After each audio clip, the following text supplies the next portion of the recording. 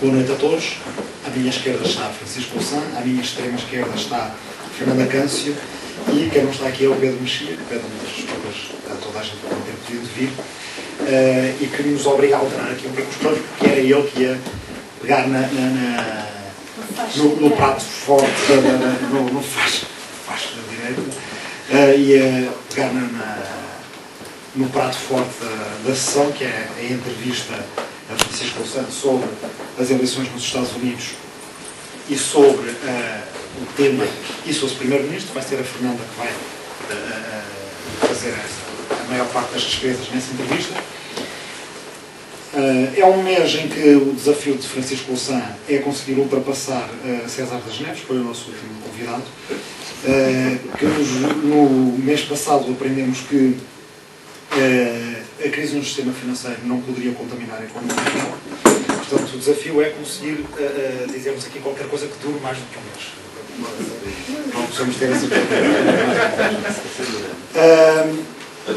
o que é que temos, o que é que aconteceu neste mês? Tivemos a votação do casamento gay na Assembleia da República. Acho que casamento entre as pessoas do mesmo sexo, que dá uma abreviatura um bocado difícil de pronunciar. Eu acho que ambos tiveram uma prova de si, porque tu, Fernanda, estiveste também. Com que impressão é que ficaste da votação? Houve uma pessoa que foi expulsa das galerias, não é? E houve um momento, de facto, em que houve alguém que começou a gritar uma frase que fez de uma peça de teatro que era todos cobardes, não era? Todos cobardes, velhos e novos, todos cobardes, homofóbicos. E foi um momento muito, muito forte, porque foi uma espécie de tradução do que nós estávamos todos a pensar. De facto, foi aí que eu acho que as pessoas que estavam nas galerias sentimos a tragédia, que aquilo era um pouco uma tragédia, uma coisa trágica de se passar a oportunidade de se aprovar uma lei que é inevitável ser aprovada. É uma coisa que não tem ficado muito clara nesta discussão, que às vezes se passa de uma forma demasiado abstrata, quer dizer, numa espécie de juridiquês, é que isto, quer dizer, faz sofrer pessoas reais, quer dizer, que há pessoas de facto, porque há desde logo uma espécie de ocultação da vida dos homossexuais em Portugal, em primeiro lugar. Isso é uma coisa que em termos pragmáticos dificulta, por exemplo, combater-se pelo casamento entre as pessoas do mesmo sexo em Portugal. Ou seja, o facto de pouca gente poder dizer que conhece alguém que é prejudicado pelo facto de não haver casamento. Muito obrigado pelo vosso convite, muito obrigado pela vossa presença. Eu estou um bocadinho de peixe fora d'água porque não assisti ao milagre de César das Neves já há um mês atrás, que nos garantiu que parece que a crise era boa, porque limpa o capital, que é verdade, valoriza o capital e muitas outras coisas. Enfim, eu não posso competir com ele nesse nível. Portanto, posso arrumar já esse assunto dizendo que vai haver uma recessão e que ela vai durar mais do que um mês, pode ser até que dure alguns anos. Portanto, acho que fico salvaguardado desse ponto de vista. Sobre a questão do casamento, eu creio que há várias percepções diferentes e há talvez vários graus de leitura dentro da sociedade. E creio que provavelmente todos partilhamos um pouco a experiência de que não se pode dizer que haja pouca gente que conhece pessoas que são diretamente magoadas pelo não reconhecimento da sua vida como homossexuais. Há muitas pessoas que todos nós conhecemos. É verdade, no entanto, o pressuposto do Rui é que a visibilidade da condição homossexual e da reivindicação homossexual é latente na sociedade, relativamente muito reprimida, muito mais nas mulheres do que nos homens, aliás.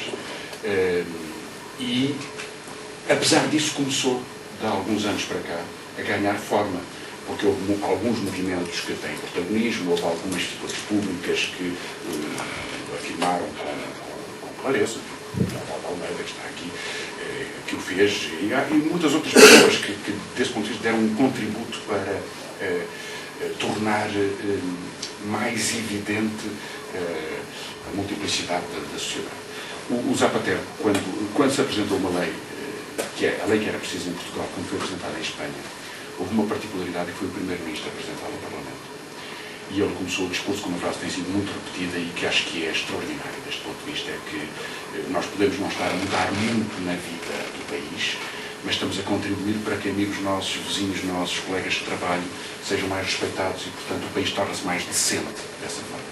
Eu acho que é a decência que estava em causa deste ponto de vista e todo o jogo do cálculo político, mas eu aí não tenho nada a acrescentar às crónicas que a Fernanda Cássio fez e que o Rui Tavares fizeram de ângulos diferentes sobre... Falava também do cálculo político da Exatamente. esquerda. Pode, mas eu acho que não há cálculo político nenhum, há um compromisso eleitoral, há um compromisso político que tem que se fazer. E acho que o resultado a esse respeito é evidente, porque podemos pensar assim, o que é que estaria melhor se não tivesse havido o agendamento desta lei, se não tivesse havido a discussão que ela suscitou? Rigorosamente nada. Acho que nós beneficiámos, o país beneficiou, a causa da igualdade beneficiou ter havido as condições desta discussão. Porque é que ela não foi apresentada mais cedo, desse ponto de vista? Eu creio que a acusação do PS, independentemente de concordarmos ou não com a escolha até tática do PS ter feito a votação como fez, com disciplina de voto, contra, seria que, se a intenção era apresentar uma proposta no sentido de eleição do mesmo sexo, que isso poderia ter sido feito noutra fase da legislatura, aqui há uns tempos. Eu não ouvi essa análise do PS e, se a tivesse ouvido, eu respondia com a simpatia que pudesse ter, que isso é banho da cobra. Porque estava no programa eleitoral do Bloco de Esquerda, perguntaram-nos na altura da campanha eleitoral, disseram, reafirmei na altura do debate presidencial, apresentámos um projeto de lei e, portanto, o agendamento havia uma única condição temporal, que era não o fazer coincidir com o debate sobre o aborto. Era a única condição política, de gestão política. E acho que isto todas as pessoas percebem. Nós temos que concentrar o debate sobre o combate ao conservadorismo numa questão que achamos que era prioritária, que achamos que era a primeira questão que podíamos vencer, tínhamos condições para vencer. E conseguimos vencer, e acho que conseguimos vencer. Francisco, muito mas bem. qual era o objetivo de apresentar aquela lei neste momento? Que objetivo é que Era o Bloco de Esquerda queria obter? Fernanda, exatamente. Qual era o resultado? Exatamente os dois que conseguimos, que era provar que era possível fazer uma aprovação se o PS quisesse, que havia condições políticas para isso, e provar que socialmente a sociedade portuguesa reage positivamente desse ponto de vista. E aquela sondagem, não sei que jornal aqui, acho que é da Católica, sobre os 40%, 42%, é superior à sondagem que havia em Espanha na altura em que se aprovou a lei. Não, só que hoje as não sondagens não dizem-nos não 75% a favor. Em Espanha é 60%. Hoje, quer dizer, prova que há uma parte tão grande da sociedade em situação não conflitiva que podia fazer aprovar. E, portanto, nós confrontámos, de facto, confrontámos o Partido Socialista com o seu calculismo e com uma visão que, aliás, eu acho que é errada. Porque se o que o Partido Socialista nos quer dizer é que vai trazer isto para a próxima campanha eleitoral, e já há sinais que dizem o contrário. Eu acho que isso é uma tática que não tem sentido nenhum. Uma lei destas não tem que ser um tema essencial de uma campanha eleitoral, tem que passar por uma campanha eleitoral, a ideia tem que haver uma fundamentação por uma espécie de referendo implícito na votação dos candidatos, acho que não tem sentido. E, portanto, reparem, por outro lado, que o Partido Socialista criou condições para que agora fosse mais favorável a fazer esta votação. Houve uma conferência internacional no Parlamento organizada pelo Partido Socialista. Houve um outdoor que eu vi para a gente do Socialista, são deputados do Partido Socialista, portanto, com a oposição do Partido Socialista. Houve outdoors na rua a apelar à legalização do casamento de pessoas do mesmo sexo. Portanto, eu creio que as circunstâncias eram, portanto, melhores agora do que há 2 anos atrás. Vejo outra razão para o fazer. Não o fazer, acho que era abdicarmos do nosso compromisso com as pessoas que votaram em nós. E que, não tendo votado em nós, acham que isto é importante. E acho que é importante fazer. Mas vocês...